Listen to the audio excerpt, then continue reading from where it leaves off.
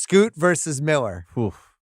Just a FanDuel roller coaster ride on the odds. And then Brandon Miller goes second. KOC has now moved into a corner here with Brandon Miller. Now you have to be right. You're all in. You're like, this was the pick. This is the right thing. Yeah, he's like patting me on the back. I'm like Hugo the Hornet. I'm like peeled over. I don't know what to do with myself. And KOC's like, it's the right pick. Congrats. Don't worry about it. Tate, Charlotte fan, devastated that they didn't take Scoot. Why was this the right pick, KOC? Brandon Miller is 6'9".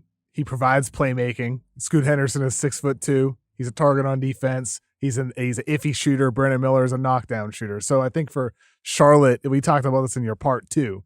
There was reason to take Scoot. Leadership, intangibles, it factor.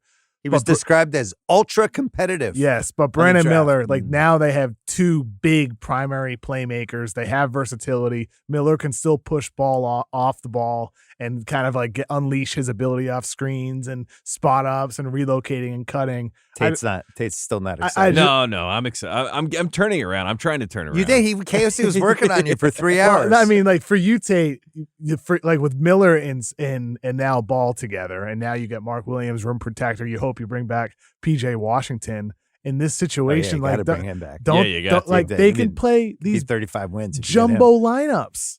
They can be massive. Right.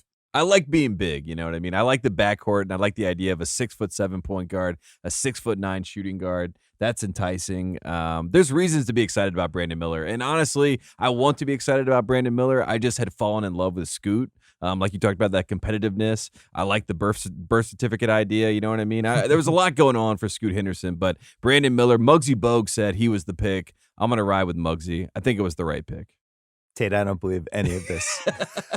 Where's the lie detector test? I don't believe. My heart is pounding. I've never seen. First of all, you were disconsolate for 10 minutes after the I don't pick. think I talked. Didn't say a word. He was just slumped in his seat. Yeah. Then I started cracking jokes. You slowly came back. Charlotte leads the league in defense attorneys at this moment. So, that's it's tough. You know, the at one point they showed it was Charlotte's fourth number 2 pick. They showed the graphic. Oh, no. And it was Alonzo Mourning. All Good right. one. After LJ, Emeka too. Okafor, he wasn't bad. Rookie Better of the than you year. think. Yeah.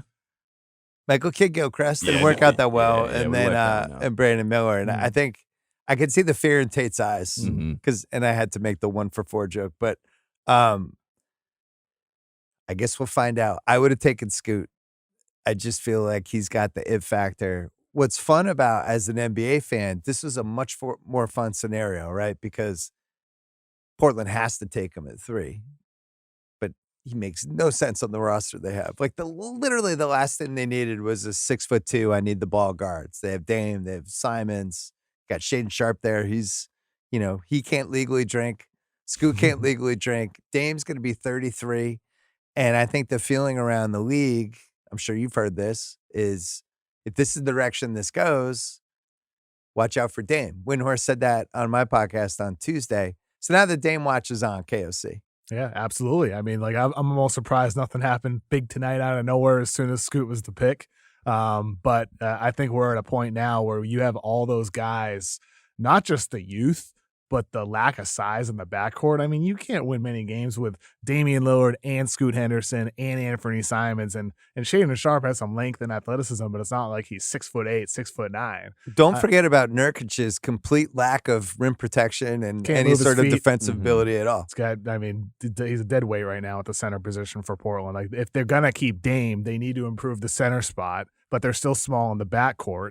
So I just think for Damian Lillard at this point and for the Blazers, it's best to split up. And whether it's Miami or Brooklyn, or if Portland says, screw your list, we're trading him for the best player, best offer we get, I just think those guys are better off splitting up. It's going to be sad when Miami takes that kid today and everybody's like, oh my God, what an unbelievable pick.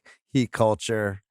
You get Latin American and he's going to get traded to Portland. Yeah, he's going to get traded to Portland in like a week. And he plays just like Jimmy Butler, you know what I mean? Like, if you watch Jaime Jaquez in college, at times you're like, wow, to use KOC's term, shades of Jimmy Butler. So him playing behind Jimmy makes a lot of sense. He can endear himself to the community of Miami. He's a winning player. He checks all those boxes, and he's gone for Dame Lillard. and he's going to play in about a week.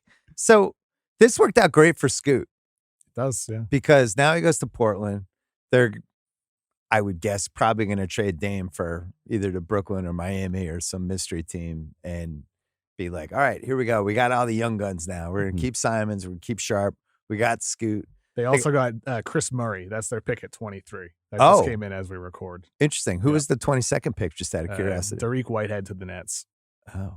So my guy Omax is still available. Yes. On real time on this podcast. You're going to hear me have a little Omax-gasm. So for Scoot, though, Portland, I couldn't help but think about once upon a time, guy by the name Michael Jordan filled a 3. Team picking 2. They had a need. Is this Sam Bowie redemption here? Like, well, they had a team picking number 2, the Portland Trailblazers. They were like, we're good at all these. What we really need is a big guy. Yeah, we got Clyde Drexler. What do we need? We don't need another shooting guard. They took Sam Bowie. Now, all these years later, maybe it flips. This is too much for Scoot. Yeah. Scoot is going to be a good player. Listen, it sounded great. I didn't say it was true. I just fell over again. No, Scoot's not Michael Jordan. I mean, Scoot's going to be a good point guard. I mean, he's just going to be. He has that it factor. He's got that dog in him, right? Like all these intangible qualities. He can pass. He can get to the basket. He's a fearless player. He's had clutch moments for the Ignite this past season. He's going to be good. I just want you to be protected.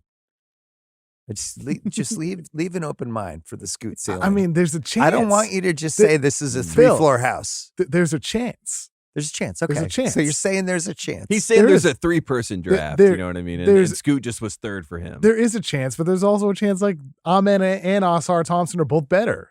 Like with Scoot, a 5-person draft. Never mind. He's 6'2". He still needs to improve. He still needs to improve as a shooter. Still needs to improve at getting the basket and finishing at a high level, drawing fouls. And defensively, he's 6'2". You get targeted. So I just think the expectations he's for Scoot, ultra competitive though. I know, but that's why expectations have just gone through the roof for him because he's so lovable.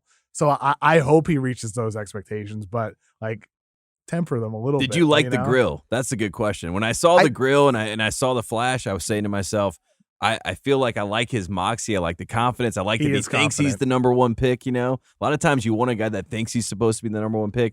Those are the things I like about Scoot.